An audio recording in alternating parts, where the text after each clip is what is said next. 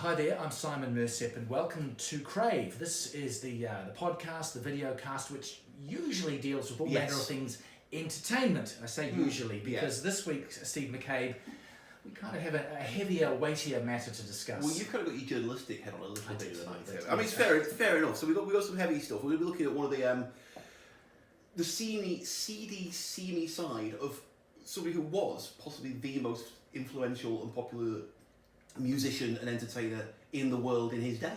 Absolutely. I think that's incontrovertible, probably. Yeah. Of course, we're talking about Michael Jackson. This is this 4-hour documentary called Leaving Neverland, in which two men describe how they were, as boys, sexually abused by Jackson and how they and their families were groomed by him. Oh yeah, very, very much so. So that's a heavy start, but... Yeah, that's could be heavy. So we're going to lighten the load a little bit after that. We'll switch to some concerts. We've got the Red Hot Chili Peppers to talk about. There's a lot to talk about there. Yes. And then we'll go all Canadian for a second and do Bryan Adams. And why not? And then we'll finish with a question. Does this latest Marvel movie called Captain Marvel, does it fulfill and sustain the overall quality of those which came before it? Is it marvellous? That's the question. That's that's the question you set yourself up for, really, isn't it? When you give a film a name like that. So let's start off, shall we? Yeah. Leaving Neverland. So this is a 4-hour documentary. It's been broadcast in 2 parts. I think it was made by HBO in the US, and it's being shown by, is it TVNZ here? Yes. Yep. And it's forensic in its analysis. Yes. And I mean, it's worth mentioning. I mean, what we can't do here. This is not a legal affairs podcast. We're not going to attempt to actually convict or acquit Jackson. No. Partly because he's dead and he can't defend himself. Correct. But what we can talk about is the production of the yes, we can. of the doco, right? Yeah. Yep. I managed to watch the whole thing over the week, which wasn't an easy thing to do. It was quite... Well, it's 4 hours for a start. Yeah. So that alone is an ordeal. It is a grueling watch. Yes, it is. It is kind of sickeningly compelling. If you can put those 2 words together. Because you're having these 2 men's accounts, Wade Robson, the lad who was born in Australia, and then James Safechuck, how they were ensnared by their account, by Michael Jackson, brought into his fold, and their families and their mothers particularly. Oh yes. And as you say, Steve, in some detail, this documentary maker, Dan Reed, a Brit, by the way, takes you through step by step the entrapment, the grooming, the actual abuse, and the aftermath. Yes. Now, I think perhaps you didn't quite get to the end. I've not got that far yet. I've not had a chance to watch the whole thing. I just want to say, at the end, you have, in many ways, which is as awful as that telling of the detail is, you get to an account of how they eventually, these 2 young men who kept the secret inside themselves for decades, got to tell it. Right. And the effects on their families of that information. Right. And that really, I think, takes the documentary, it's obviously Jackson's at the centre of it, but it puts it into a slightly broader context of any sexual abuse victim. It's not just about them. No. It's awful for them, but when the family finds out, it's awful for everyone. Yeah. Now I'm going to take exception to what you said about Jackson's at the centre of it, because the structure of the whole thing, I think, is very, very interesting. It's extremely, deadpan's the wrong word, isn't it? But it's very, very understated. Yes. It's Safechuck and Robson talking to camera. Yes. With relevant video and photos intercut. So, I mean, I've wondered in the past, for example, how did these boys come into Jackson's orbit? And so it actually reveals the stories. And as far as, we'll go back to the 80s here, when not everyone was videoing everything. Yes. But you've got video of these boys when they are first entering his orbit. And so it's done very, very matter-of-factly. You've got these 2 young men who are talking directly to camera and very, very calmly narrating. Except for, I think, in the hour I've seen so far, once briefly you hear a voice prompting a question. Yes, Other than that, it's simply, this is what happened to me next. Yeah.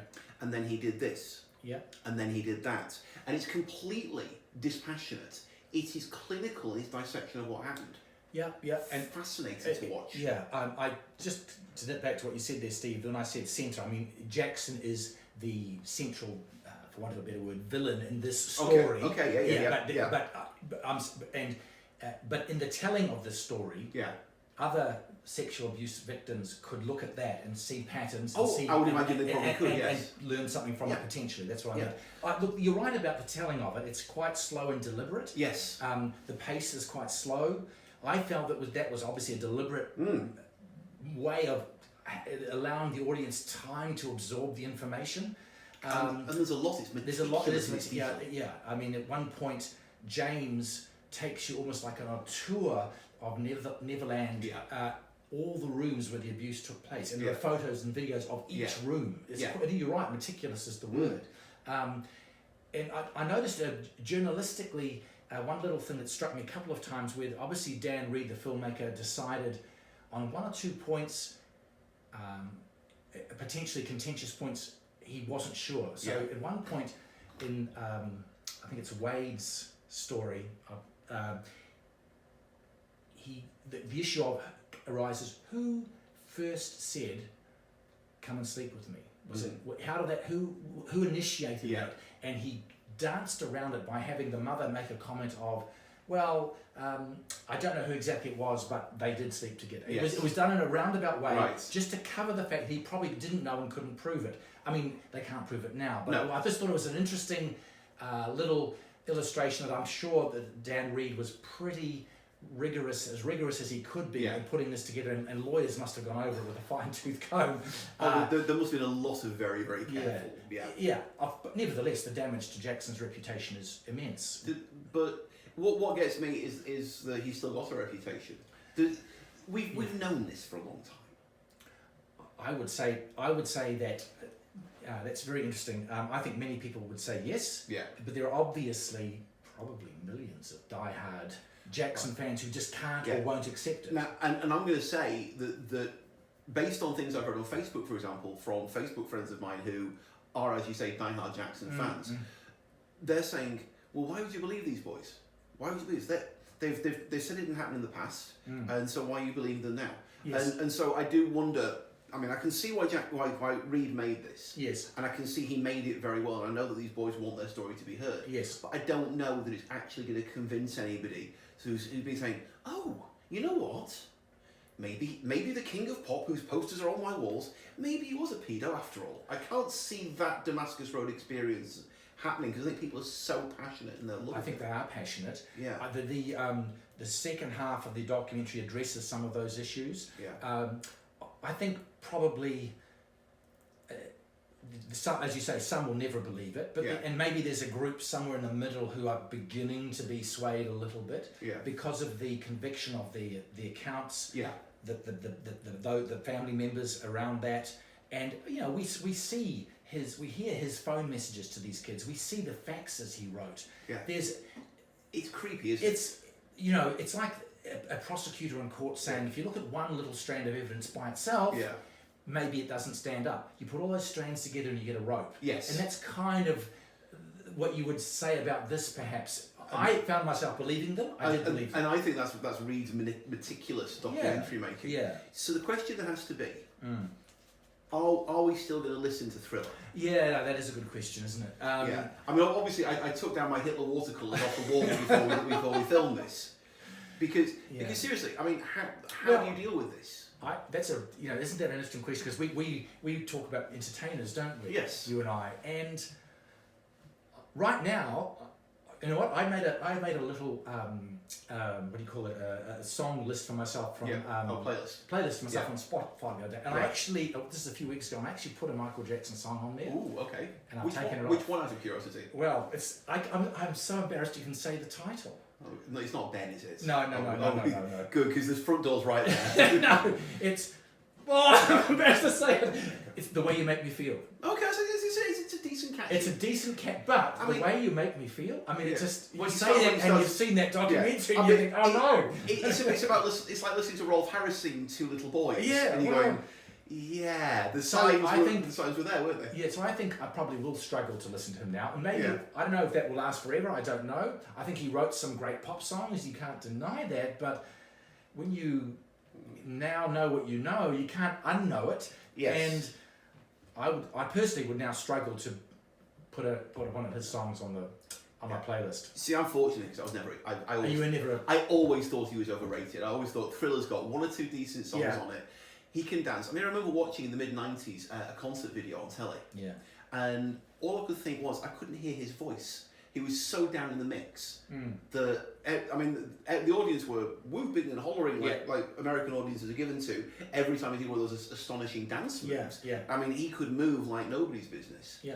But the singing was, it was as though they were masking it behind his backing vocalists. Because his singing wasn't there at all. All right, so that's a convenient out for you, Mr. McCabe. Yes. But what if it was someone I never liked him anyway. Yeah, but what if it was someone you did like? I mean, there's been lots of other entertainers even caught up in this sort of stuff. There have, yeah. Well, obviously, I can never listen to my Rolf Harris records any longer. No, there you are. I mean, this is nearly a shameful admission. I've always been a big glam rock fan. Right. I love my Sweet and my Slade and all that kind of stuff. But yeah, I do feel a little bit squirrely when Gary Glitter comes on. Right. Because again, when you hear songs like "Do You Want to Touch Me," because you're thinking, because I kind of like to touch you, actually, to be honest. Yeah. And you're thinking, this is getting a little bit creepy. Do I really want to? But then, okay, so obviously paedophilia is off the table, right? Yes. We're not tolerating that. But how many other character flaws will we tolerate? I'm a massive Rolling Stones fan. Right. Keith Richards is, from what I've read, one of the most reprehensible human beings known to man. I don't think I want to sit and have a beer with him. No. But I love listening to his So music. it's that whole issue, how do you separate what the artist does, their art that they put out to the public, with the person that they are? And also, how bad are they allowed to be? And obviously, like I say, paedophilia, no doubt, no question whatsoever. Yeah. But just generally being a shit. Well, probably not. Yeah, exactly. But there is clearly a continuum within there. Yeah. And so, see, I don't know, like I say, fortunately I've got the outs, but you said you took The Way You Make Me Feel off your playlist. I'm not a huge fan of his, but I thought some of his earlier songs were very well produced pop songs, and I always thought that was a very catchy song. It was. And the other, just quickly, Steve, this thing about the allure or the lure of celebrity. Yeah. And how not just these little boys, but their mothers, the other family, were just consumed by this idea that Michael Jackson made us a special friend. I know. And he's going to look after us, and we're going to look after him. He needs us. It's Michael. Yeah, it's all that. Well, I was watching just last insidious. night. It's just so disturbing. Save Chuck's mother was talking about how we were flying to Europe first class, where we were staying in these lovely hotels, and I'm thinking, I can see how you would allow yourself to be pulled into that. Now, when you then say, okay, I'm going to go and have your 10-year-old son sleep in my bedroom with me, and you can go and sleep on another floor, I'm thinking that's when you got to say, no, I'm sorry, I draw the line. But I can't imagine having the experience of having been played. Let's be fair about they this. absolutely played, groomed and played and trapped and all those sort of words. They were. He played a long game, didn't he? Yes, you're right. And when you see that in this documentary playing out, and there's more than one little boy, maybe there's 3 or 4 of them, who knows? Then you even look at it, because all that talk about Jackson just being weird and sick himself. Well, that's certainly probably true, but there's more than just that. Yeah. There's a deliberateness to it. On the one hand, yes, he was a child, never had a childhood, and always tried to regress for his child. On the other hand, there was a profound manipulativeness to that, and also, even if he was a child at heart who didn't really understand he was doing something wrong, at the very least, it was very obvious that he knew that other people thought it was wrong. Yes. And when you are a child, when you're 9 years old, you don't understand right and wrong, but you do understand that mummy and daddy will shout at you. Yeah. And he understood that he'd get shouted at. Yes. So he can't even claim that he didn't know that that on the level that he operated, it was transgressive. Yeah. So no, I mean, like I say, he's not here to defend himself. No. Or his music, for that matter. No. But well, I think it's a pretty important this documentary. Yeah, that's a really good way of putting it. There will be varying reactions to it, but I think it's a good documentary. it is one-sided, but that's what it is. It's telling these guys' story. Quite unapologetically. Unapologetically. You can choose not to believe them. I found myself believing them. I thought they were pretty compelling. Yeah. And there we have it. Yeah, so you can call it entertainment, but it's a fascinating look at an entertainer. It certainly is. It is. Right, I think. Shall we move on? Deep breaths, Cyclone. Cleansing breath. Tea here. Cleansing breaths. Yes. Right, actual entertainment. Yes. Up to a point. Yeah. Up to a point. Yeah. Red Hot Chili Peppers. Yeah. Been around for decades. No one thought they'd be around this long. Probably not. And yet, probably they didn't. No. And yet here they are, headlining 2 nights back to back at Spark Arena. We both saw the first night. There, absolutely, and yes. the fact that it was the first night is very important to the conversation we're about to have. Yes. So first of all, let's just go with what we saw. Yes. Right? Show starts off with Flea, who is as astonishing a bassist as you could wish to see. Yeah, I think I agree with that. Yeah. I mean, the man can slap like no. I think, what was the phrase you used in your written review? enough funk that you could dine out on.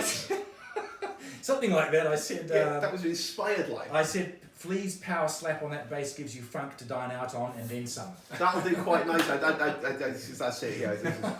No, he was great. I never seen him. This is the first time I'd seen the band live. Me too. And I kind of think Flea was kind of the star of the show actually. Very much so. Yeah. Yeah, and because the bass is not just being a bass, it's almost driving the melody of a lot of the songs. It is. It's not just simply hooking into the rhythm section. Yeah. So it's a very prominent instrument. So you got him and Josh, what's his face, Klinghoffer. Yes. Come on, doing a jam. And then on comes John Cadiz and starts doing. Sorry. Cadiz? Anthony? Anthony, not John. John Frusciante was the other guitarist. I'm sorry. You're right. Yeah. Anthony Cadiz comes on. Yeah. And they work through. What you expect from a band like that's going to be a greatest hits set, right? Sort of, yes. So we kind of got a greatest B-side set, didn't we? Yeah, I mean, I think there's two things which struck us, wasn't it, Steve? First, as you say, a lot of pretty big songs weren't there, and I kind of wrote them down because I knew there was one song you were particularly interested in was Danny California. Yeah, what's one of their big recent hits? Yeah, it's a fantastic song. Yep. Nowhere to be seen. No, Other Side was a big song. Yeah. From the Californication album. I think that wasn't there. Around the World wasn't there, and their biggest set, Under the Bridge, wasn't there. No. So that's 4 pretty big. And I was gutted because I looked at their playlist from the previous show, which was in Perth. Yeah. I'm not sure about Around the World, but certainly Danny California was there. Right. And Under the Bridge was there, and I think Suck My Kiss was on there as well. Right. And we got none of those. No. Although to be fair, there wasn't room to fit them in the set list. Well, that's the other point, because as we were struck by the brevity of the concert. Yes. The main set was what, an hour and 15? Yep. And then we had maybe 10, 12 minutes after that. 2-song encore. Yeah. And so, you've probably seen more concerts than I have. That would be for me, that would be the shortest main set I think I've seen. I'm pretty sure. The last time I saw a big band do a main set that short would have been U2 around Ellen Road in Leeds in 1987. Okay. We're going back a bit. Back. It was really, really short. It was surprisingly brief. So I mean, I think what they did do, I was impressed with. There was a lot of energy and all that. That's good. Later we found, didn't we, and you pointed this out to me, that there was a bit of upset near the front that you and I weren't immediately apparent. There was some weirdness about people who paid $450 for the VIP section at the front, and they were supposed to have the whole of the front section all to themselves, and they were kept off just to the wings. Yeah, it's all in the NZ Herald. There's a big article about people complaining about it. Yes. So it's oddly. So apparently the production of the show was oddly managed by Spark Arena promoters we don't know who. The set list was bizarre, and then the following night, the second night, after they'd warmed themselves up on us, then all the big hits got trotted out. Yeah, including a cover of a Split Enz song, which would have been fascinating to hear. Why they couldn't have done that 2 nights in a row, I don't know. Well, apparently back in Oz, for example, when they played Melbourne, they did a Nick Cave and the Bad Seeds song. So they clearly know to pander to the local audience. Yeah, but, so... And you know what? There was a point at the end of the concert we saw. It was kind of a long goodbye, and Chad Smith, the drummer Chad Smith, he went out on the front and said how great the people were, and he was throwing his drumsticks out. It seemed to go on for a long time. I'm pretty sure the last thing he said was something like, hey, if you can, come back tomorrow night. Because that's when we're playing the good songs. It was almost like he was apologetic for having shortchanged people. In hindsight, that's probably what was going on there. So what we saw was good. Yeah, it was. I did discover that I've only got, I think, I shouldn't admit this, I've only got one Pepper's album at home, which is Californication. Yeah. And I was aware of some of the other big songs. Often when you see a band live and you see song after song after song, you get a different, if you're not hugely familiar with them, you get this idea of really what they're about. Yeah. And that sort of funky song, when you hear it one after the other, I sort of, after a while I felt, how should I put this? Not totally my cup of tea. That's fine. That's not a criticism. It's just, But you were about to say Sadie, weren't you? A little bit. Yeah. Yeah, a little bit. You could tell when a song started off and Flea was playing a bass line that was immediately recognisable to the crowd. Boom, they were into it. Yeah. But if it was a song that wasn't quite so big, you weren't quite so sure. So, exactly. Yeah. Anyway, so I wouldn't say. It wasn't like an awful night out, but it was a surprisingly short and underpowered night out in terms of the songs we wanted to hear. Underpowered, yes. That works. That absolutely works, yes. Yeah, so would you go and see him again? I don't know if I would, actually. I'd need to see the set list first. Yeah. Kiedis is an interesting guy. Kiedis, have you say his name? Anthony. Quite in it, he does his shirt off thing and he's muscly and he looks fit and he's 57. 57. He looks strong. He does his dancing around thing.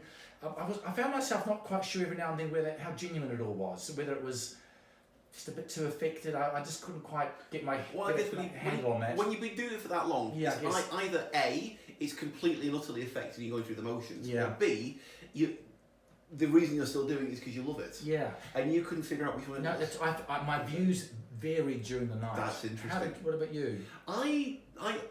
I was more focused on his voice. Okay. Because if you listen to songs like, for example, Give It Away, which they close with, from Blood, Sugar, Sex, Magic, which is a fantastic song. And he's got that wonderful sort of slightly lispy, raspy voice. Or again, if you listen to, say, Danny California, which we didn't get to that night, there's a certain nasal quality to it, which, I mean, you could call it a whine, but that's not fair, because it actually really works. Yes. But I wasn't hearing any of that really distinctive character to his voice. People are saying he's a more accomplished singer now, but I think he's lost a lot of the distinctiveness to his voice. And so, to answer your question, if that's indicative, then I'd say possibly he hasn't quite got the edge he used to have. Maybe not. It is a shame. Yeah. So, come back to your question, would I see them a second time? Possibly not. Probably not, I'd say. The box has been ticked. Yeah, maybe. Yeah. Yeah, I would have liked to have heard a couple of more songs. If I knew they were going to play some of those bigger songs, maybe I would. Maybe. Yes, I think we'll leave the set list first. Okay. So tell me about a show that you did enjoy.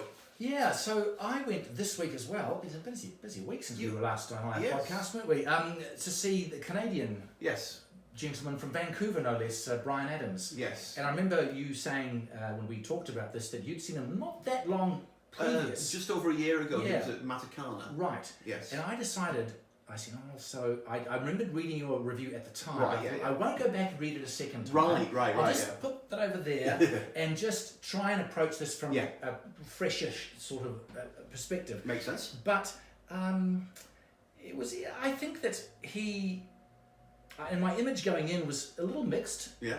I guess Bryan Adams, I think of the big songs like Run to You and Summer of '69, that raspy rock voice, which I have to say, and I put this in my review on cravepodcast.com, always to me evoked a bit of Springsteen. Yeah, okay. And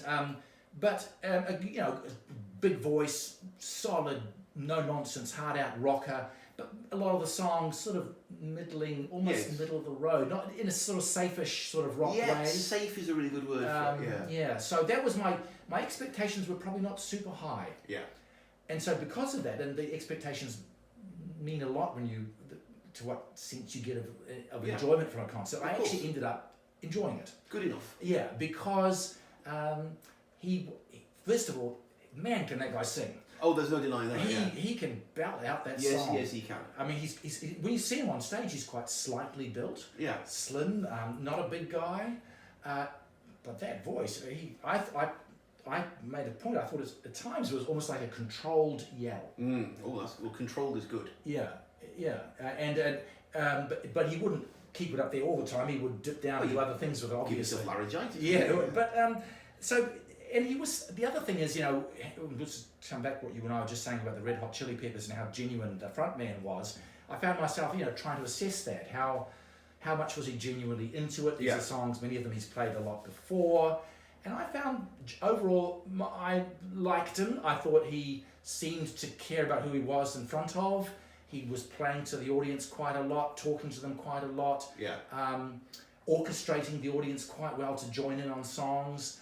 It was very polished, but I felt I was in front of a genuine guy. Yeah. That was the overall, and that really counts for a lot, and carries you through the concert. That's fair. Yeah. But it's not that long ago since you saw him. So what do you sort of what stays with you from him? My recollection was he was extremely Canadian.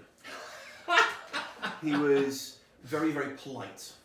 He was very nice. Yes. So when I saw him, for example, he and all his band were all dressed identically. Okay. Jeans, white dress shirts, and then black blazers. Right. And the whole thing felt very, very corporate. Now, the songs are good. He's got some great songs. I mean, the ones you mentioned, obviously, are the highlights. Yeah. But there was a degree to which, for my money, it was, you said before, safe. Yes. That was my overwhelming sensation. Okay. It was extremely safe. Okay. Well, that's not what you want from a rock concert. No. Really? No, I feel like we're having flashbacks to last week's talk about the Eagles. Yes. To a degree. But I mean, there was a little bit more Joe Walsh and a little bit less Glenn Fry going on. Yeah. But still a little bit safe. Yeah. It's certainly, you mentioned the Canadian thing. He's a vegan. He's obviously got quite a green view of the world, and there was some accompanying video and whatnot, especially the first part of the concert, which was a bit twee, I thought, and a little bit distracting from what was happening on the stage. But he did do some, I don't know if he did it when you saw him, some sort of solo acoustic stuff. I don't remember that specifically. Yeah, which was a bit more heartfelt and felt a little bit more in the moment. Right, yeah.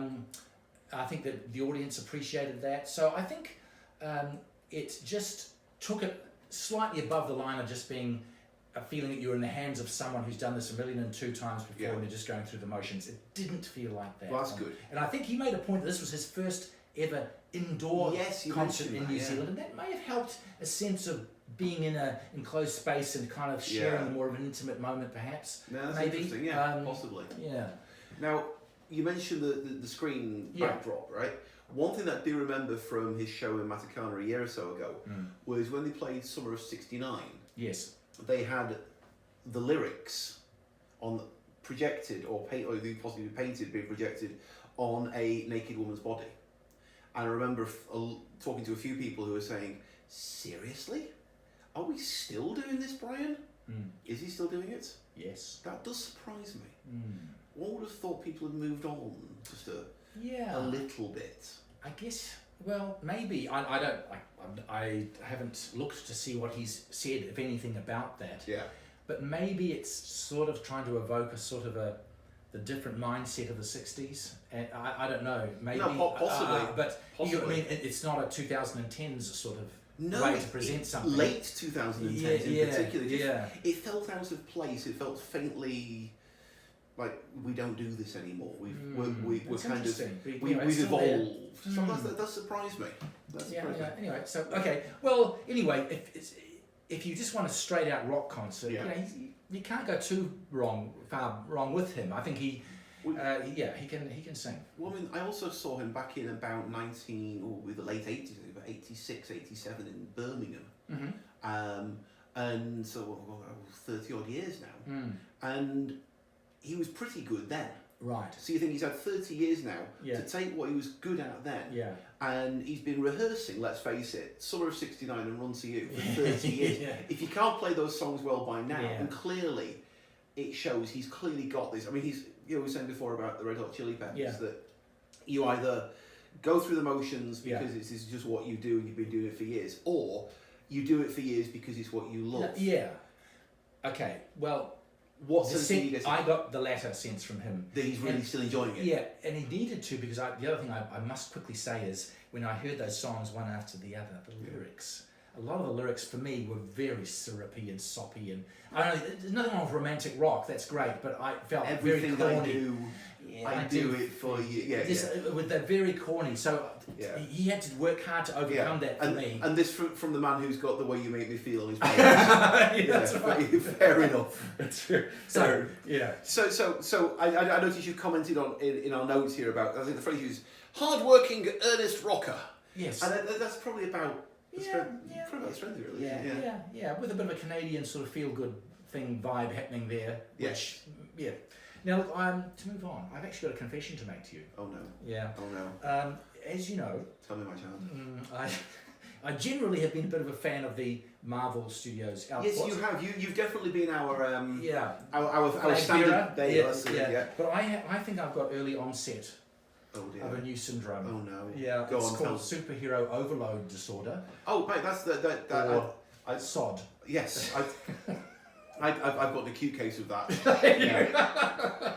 However, tell me what caused it in you. So I went on to see Captain Marvel. This is the latest in the Marvel Studios juggernaut of films they've been churning out.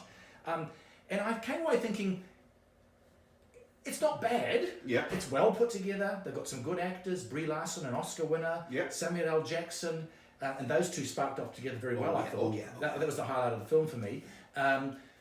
Usual high standard of special effects, the Marvel mix of humour with action, all that. Yeah. So it's not a bad film. It's quite entertaining, but it just felt a bit flat to me. And I boiled it down to two things. There just have been so many of these films, and there is a pattern to them. They try and change it up a bit, but inevitably there's a pattern there. So there's the overload you're talking about. Yeah. So I've got a second reason, but I'll just pause because I want to let you nip in and tell me what you thought, because you're not such a fan. And oddly enough, I think this is probably the best one I've seen in quite a while. There you go. Because for a lot of it wasn't a superhero film. Yeah. So it starts, if you remember, it starts off on the Cree homeworld. Yes. Hela. Mm. It's a hella good place. Yeah. And you've got no idea what's the deal with Brie Larson's character Veers, and then Jude Law's character, whose name I can't even remember. But these are two actors I've got a lot of time for. Jude Law, I can watch in anything. I think he's brilliant. Right. Brie Larson, I have seen her in a few things now.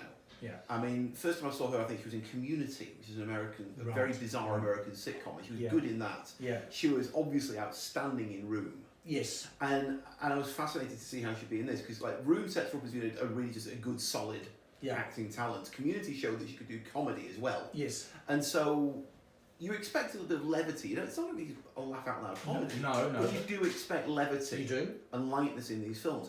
And I thought she did that fantastically. I agree. She can smirk like nobody's business. Yeah. She's got a very, very slight twinkle in her eye that lets you say she's not taking any of these people seriously. Yes.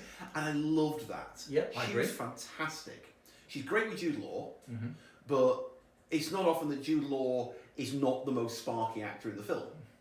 But then he's not often against Samuel L. Jackson, who to begin with I thought was being a little bit weak, but then once those two started to mesh, it was amazing. Because that's when he got good, when suddenly she comes to Earth. Yes. About 15 minutes in. Yeah. And it shifts gears. It stops being superheroes and space action and special effects, which was rubbish, and I couldn't figure out what the hell was going on. It made no sense at all, as they often don't. Because you're trying to create context and build up a schema of what you're seeing, and it all gets bewildering. Suddenly she's on Earth, and you've got her, and you've got Jackson, and you're thinking, oh, yeah, I think I like this. Yeah, that was good.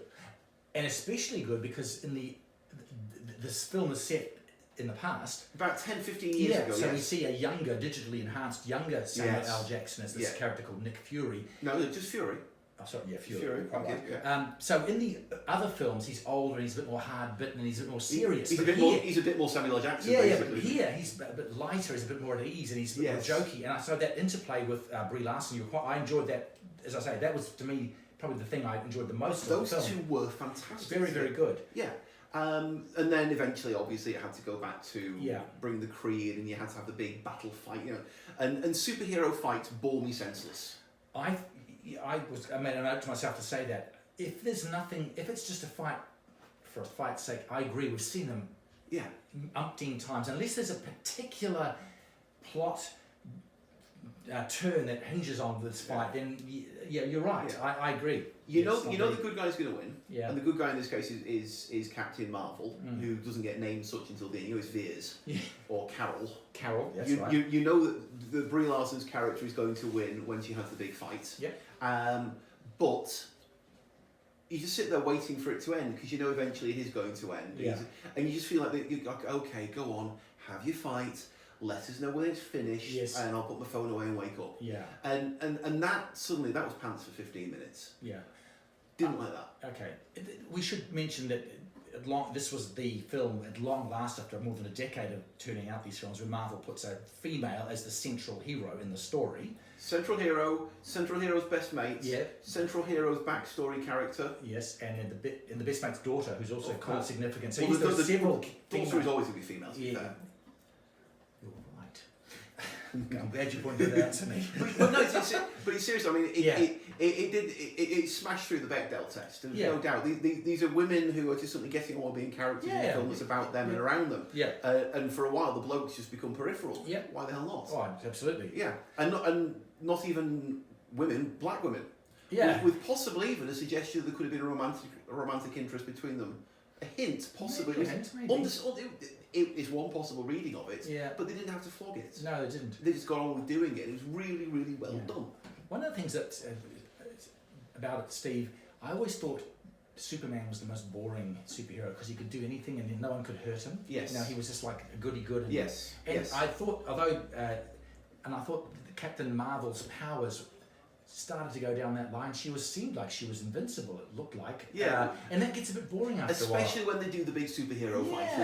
Because like I say, you go through the motions. But did you pick up the Easter eggs? The sort of the little callbacks to all the films? Probably not. Tell me. Well, there's one prominent character is a cat. Yes, that's right. And the cat's name was? I forgot. Goose. Goose. Now, Goose was in Top Gun? Goose was Maverick's wingman in Top Gun. Right. Did you notice the bit where at one point, I can't believe we're actually going to praise an Australian here, but we have to do it. Go on. Ben Mendelsohn. Oh, yes, yeah. Is it Talos? Yeah, he's a Skrull. Yes, and he was brilliant. I really liked him a lot. There's one moment where he's staring at Samuel L. Jackson, staring at Fury, and he's got the paper cup in his hand, and he's got the straw, and he's taking a big slurp out of it. And that's I know that's the scene from Quentin Tarantino's Pulp Fiction. Yes. Where any second now he's about to do his line is, "I will strike you now with furious anger," and there's a few of those lovely little callbacks. Yeah, okay. I did. Yeah, okay, it's interesting. Yeah, it's Samuel L. Jackson who gets as far as mother. Yeah. Okay, this is Jackson just relating. It's like fair enough, but there's a few lovely little callbacks. Yeah. Okay. Now, and just quickly, the main reason why I didn't enjoy it as much as I thought I might. There's more.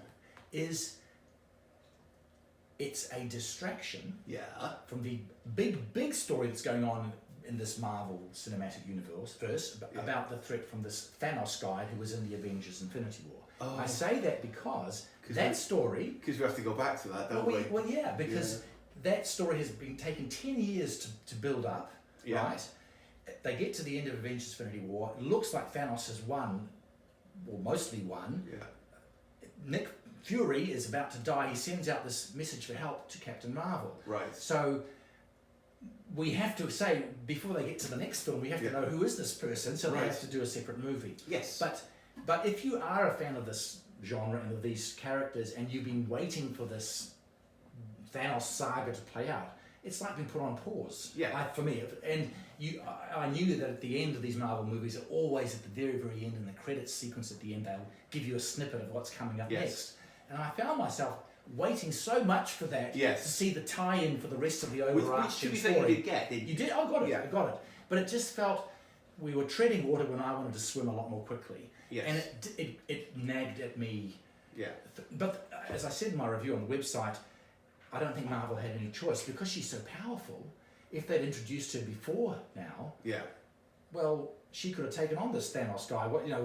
That would have raised that question. But if they waited until the next film, then they would have to shoehorn her origin into the story. But a previous film called Avengers Assemble, it should really have been called Most Avengers Assemble. yeah, that's right. Anyway, so it's not a bad film at all. I think it's done very, very well at the box office. I'm sure it'll make hundreds of millions of dollars, as they will have. And Brie Larson. And she is very good, and Jackson's very good. But if you've been looking, take a step back from this movie at the big picture of what's going on, I just found that a little bit frustrating. I'm with you on that one. Yeah. Okay. I mean, personally, I think they're all a pile of nonsense anyway. Yeah, this was the best pile of nonsense so far. So I think good lord, we've worked through the entire script. Yeah. So we had a busy old time the last couple of weeks. Is there much coming up soon that we need to just keep an eye out? Well, there's one big musical announcement. Let me call it up. Let me get the information to hand. No, it's not that. I was watching The Daily Show earlier. as you do. Yes. As you do. No, the big announcement is going to be Metallica. Oh, yeah. Yeah, they're still alive. Yeah. You didn't expect that, did you? No. Yeah, they're coming back to New Zealand in 2019. If you remember last year or last summer, there was only one really big stadium show last summer. It was Taylor Swift in November. Nobody else played Mount Smarts. When did Paul McCartney play? Previous year. Oh, previous year. Okay. Yeah, he was part of a season that had who else? Foo Fighters were there. Ed Sheeran did 3 nights. Yes. Sia was there. There was quite a few playing last season. But this season we only had Taylor Swift. Right. But this is the first of this coming summer, and they're kicking off early, 31st of October. Oh, yeah. Okay. It's a Thursday. It's a school night. There's actually a Metallica link to Bryan Adams' show this week. Really? Because one of the covers he played right at the end, which is on this new album he's put out, is, he said it's actually an Irish folk song that goes back hundreds of years, but he said it mentioned other bands which have played it, including Metallica, Whiskey in the Jar. Oh wow, that's a Dublin song as well. That's the version I know. Yeah. Possibly Thin Lizzy as well. Thin Lizzy did it as well. Yeah. So he does it as an acoustic version. Bryan Adams does, and I can't remember their version, Metallica's version. I can't imagine it's Dickinson's version. Oh, that's brilliant. Anyway, so I'll go see. They know how to play rock. Oh, don't they just? Yes. So they're going to be at Mount Smart Stadium on the 31st. Yeah. Their opening act is Slipknot.